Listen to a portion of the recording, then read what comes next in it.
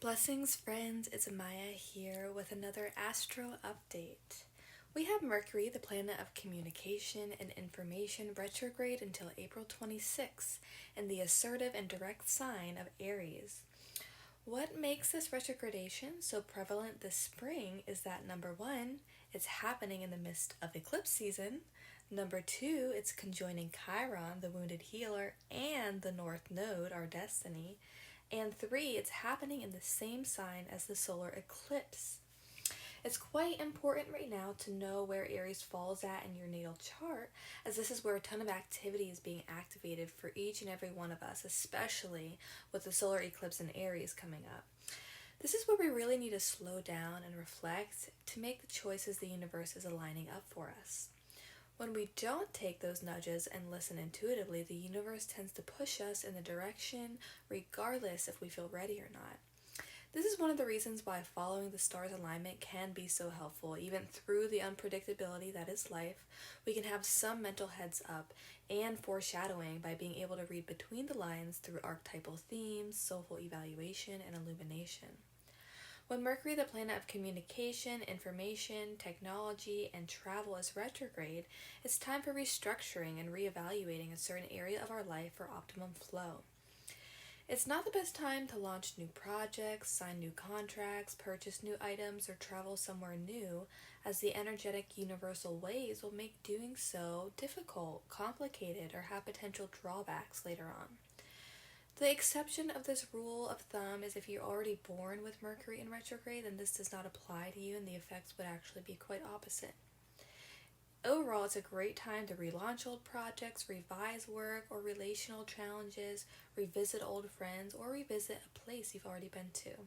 With Mercury retrograding in the sign of Aries, we might be reevaluating our identity in these pioneering, direct, and assertive ways.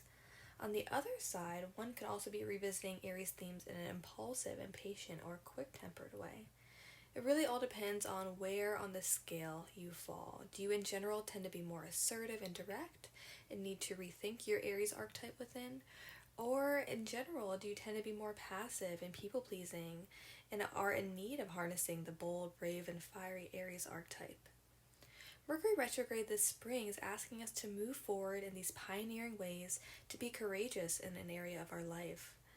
Again, what's so special about this retrogradation is Mercury will be conjoining Chiron, the wounded healer, with the North Node, our destiny, not once, not twice, but 3 times. This may ask us, what courageous, brave, and bold act do we need to take in order to heal associated with our mission? This retrogradation is likely to press on our pain points. However, the North Node, having to do with our destiny, drive, and purpose, is right there in the sky, showing us that when we make the effort to take these courageous, bold acts, we can heal old wounds that will help us along. Mercury retrograde has a post-shadow period that extends 2 weeks after its retrogradation, meaning the energies will probably be lasting up until May 13th or 14th. Overall, it's a great time to speak up if you feel called to do so about old wounds, to find greater soulful alignment as we move forward through these eclipse activations. What area of life will this Mercury retrograde be affecting you? For Aries rising, this retrogradation will be happening in your first house. There could be a need for healing, restructure, or revising around one's self, identity, physical body, outward appearances, and new endeavors. For Taurus rising, this retrogradation will be happening in your 12th house. There could be a need for healing, restructuring, and revising around the unseen realms, the subconscious, mental health, addictions, and spirituality. For Gemini rising, this retrogradation will be happening in your 11th house. There could be a need for healing, restructuring, and revising around large groups of people, friendships, organizations, networking, and future wishes. For Cancer rising, this retrogradation will be happening in your 10th house. There could be a need for healing, restructuring, and revising around one's career path, parental figures, public reputation, leadership, and achievement. For Leo rising, this retrogradation will be happening in your 9th house. There could be a need for healing, restructuring, and revising around one's higher education, global travel, belief systems, publishing, and teaching. For Virgo rising, this retrogradation will be happening in your 8th house. There could be a need for healing, restructuring, and revising around shared resources, shared money, taxes, investments, inheritances, as well as loans and mortgages, and deep bonds intimacy. For Libra rising, this retrogradation will be happening in your 7th house. There could be a need for healing, restructuring, and revising around personal relationships, business relationships, contracts, marriages, negotiations, agreements, and legal documents. For Scorpio rising, this retrogradation will be happening in your 6th house. There could be a need for healing, restructuring, and revising around one's health and work, employment, daily routine, diet, exercise, and pets. For Sagittarius rising, this retrogradation will be happening in your 5th house. There could be a need for healing, restructuring, and revising around one's creativity, children, romance, love, hobbies, and small businesses.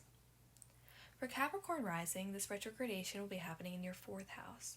There could be a need for healing, restructuring, and revising around one's home, family, property, real estate, emotional security, and ancestral lineage. For Aquarius rising, this retrogradation will be happening in your 3rd house. There could be a need for healing, restructuring, and revising around one's communication skills, neighborhood, siblings, local travel, and transportation, as well as online persona. And lastly, for Pisces rising, this retrogradation will be happening in your 2nd house. There could be a need for healing, restructuring, and revising around one's income, how you make money, physical possessions, self-worth, and values. Mercury Retrograde blessings to you all.